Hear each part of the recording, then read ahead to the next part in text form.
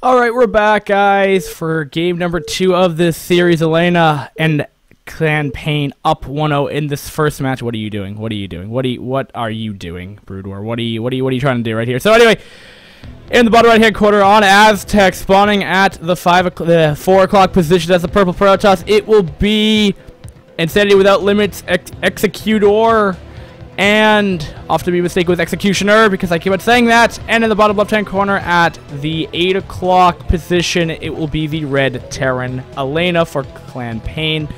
Now, I don't know what the general standings of Clan League is like up to this point, but I would possibly say that Clan PaiN would probably be a fan favorite to win. Favorite to win this. I don't know why I want to say that, but a lot of times when I look at like top ladder, okay, PaiN was number 2. What was iwL then? iwL was number 3. So actually, this would be actually a fairly close match.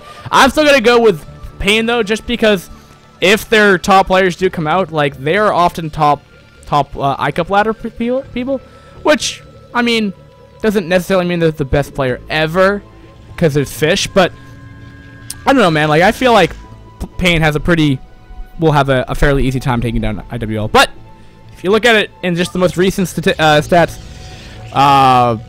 iwL is number 3. But I don't know also how well the statistics of the season work out too well, because I know like, is it like 3 or 4 teams in Division A like became just all walkovers? I know Reps couldn't play. I knew LRM ended up walking over, which surprised me as well, considering that they're in Gambit Cup. But anyway, we do have, is this a Rax first? No. Okay, so he will be just starting to wall off right here, so we're probably going to do a quick FE. Protoss going to be getting the gas, going to be going, open up with Cybercore. Just general, normal things going down. So, Aztec is a tri-spawn map, if you didn't know. And that will be tight. There'll be a little gap up here. There'll be a gap up here on this wall, which I'm sure is intentional. I wonder if he's going to do initial zealot. No, he's not. Nope. Gotta be just throwing on that Cybercore.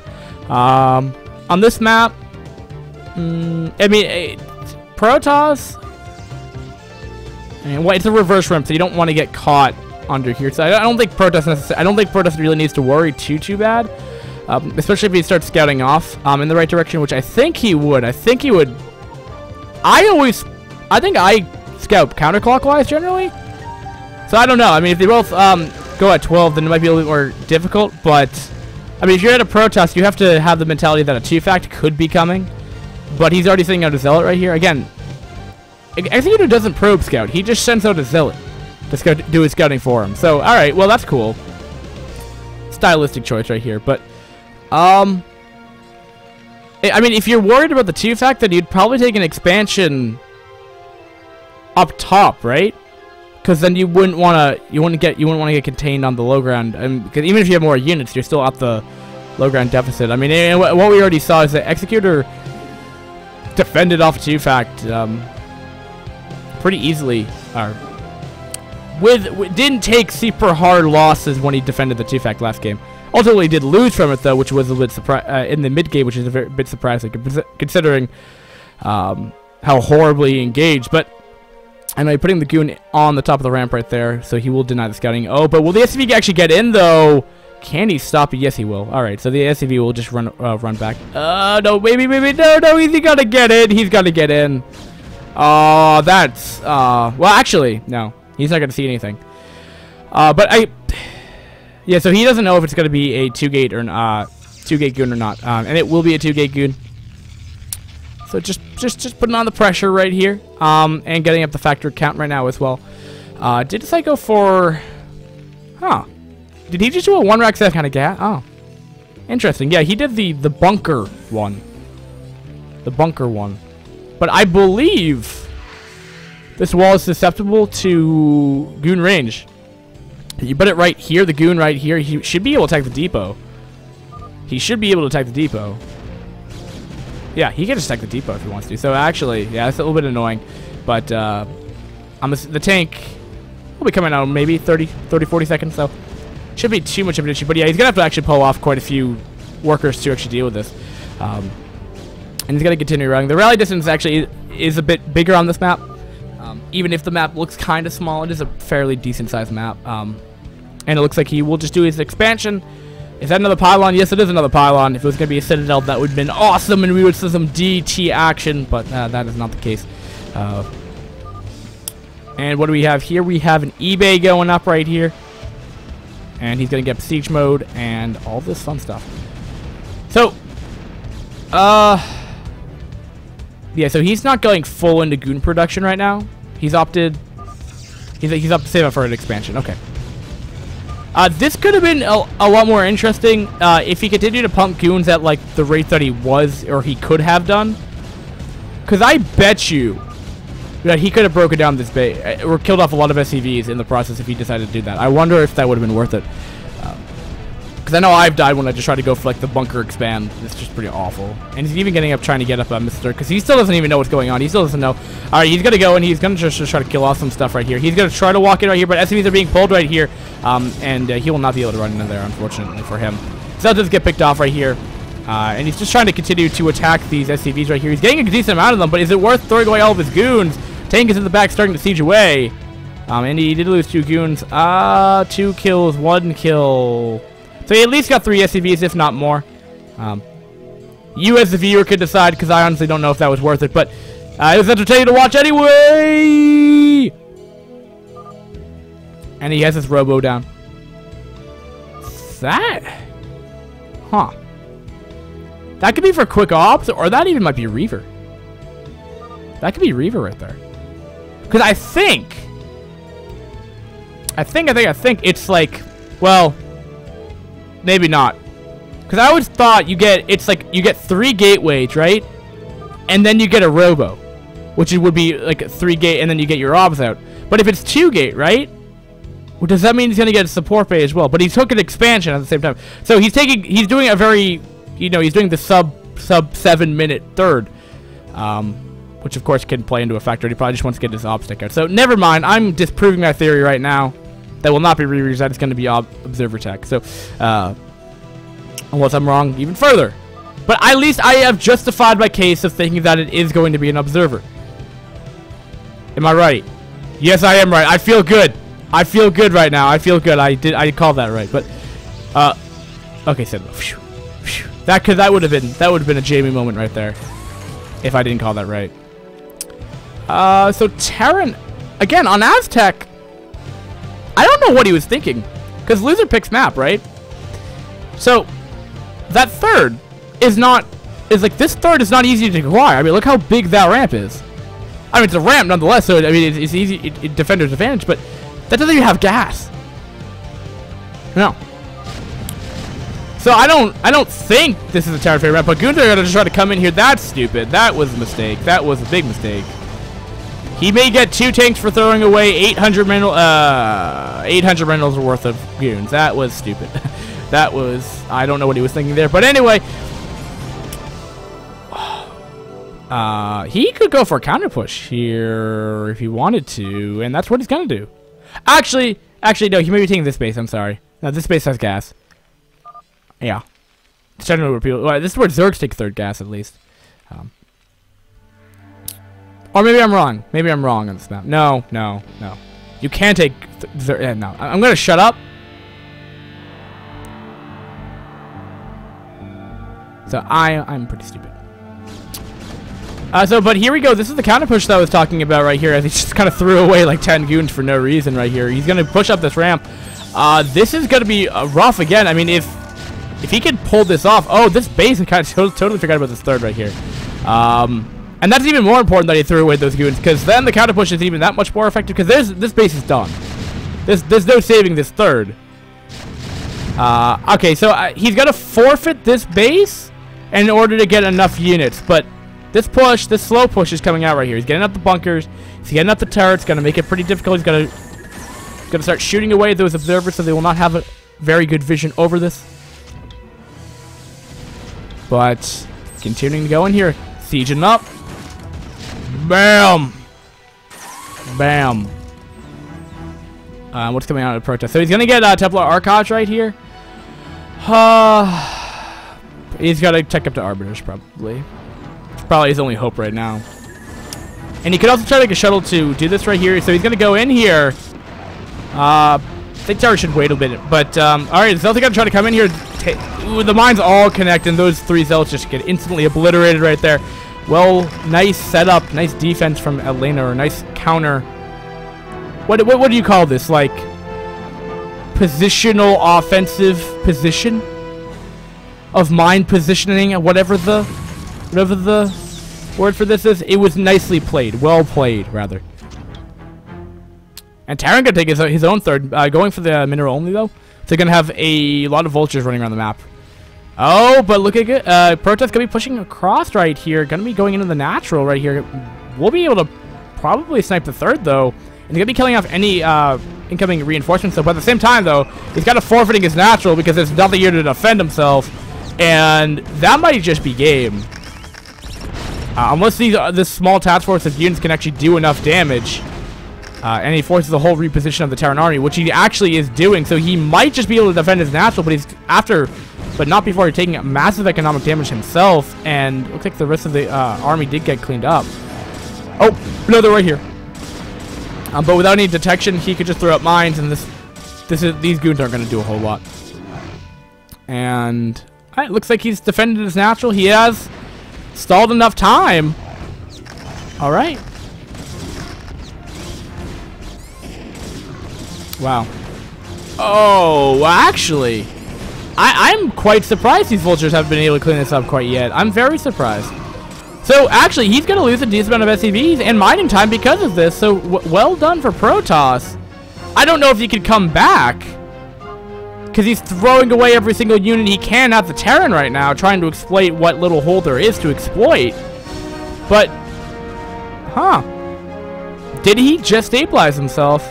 What would be a really nice play, though, for Protoss, it looks like he's just going to do that. He's on his way to attack this third. That would be pretty huge to kill that off right now. Terran supply is only at 63 right now. There is a DT going to be able to slice away right here. He does have Comsat, so that shouldn't be too big of a threat. But Terran's still up by 10 supply right now. Oh, almost 20 supply now. But he's going to try to continue setting up this contain right now. Protoss, though, Protoss just isn't making a lot of great decision-making this game. Again, more so just for the 9 or 8 goons that he kind of just threw away trying to engage Terran, which is pretty stupid. But this is going to be tough. He needs to get stasis, and he needs to get zealot bombs going here in order to have any kind of effective chance of getting breaking out of here. Because 5 goons is not... If you have almost a 1-to-1 ratio of goons to tanks, that's not going to win. Just straight up on fight. If you have, like, maybe 3-to-1 goon ratio to tank, then maybe, just maybe. Oh, but the DT, though. The DT... Oh! Beautiful play. And these tanks... That is how you deal with that. You want to know how to deal with the Terran contain? You send a DT mine track, and then you slice away right before the Terran comes up. Now, that is perfect timing or what? I don't know. Executor, though, you know, I mean, has either had really shiny moments in this game or really horrible moments. Throwing 8 goons to do absolutely killing off 2 tanks, or being able to perfectly position himself to force Terran back, going into the main base just for enough time to secure his natural expansion, or just that where he sends in a single DT right before the turret comes up, and gets a perfect mine drag and kills off every tank with a single DT. If that's not awesome baller play, I don't know what would be.